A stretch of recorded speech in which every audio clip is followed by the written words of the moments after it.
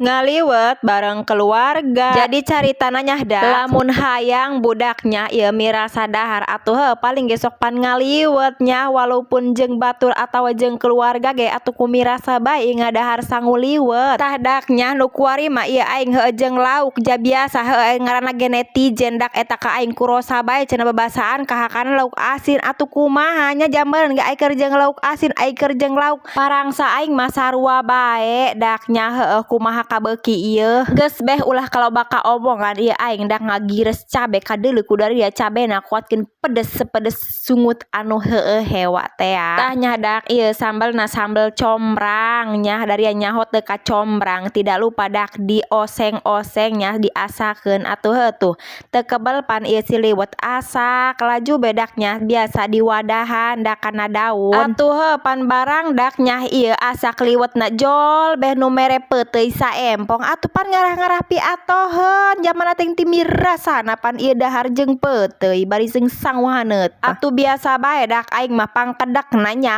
ieu mukunna mah atuh japang beukina ieu lain deui pan aing ke pangheulana bae ieu dahar oge.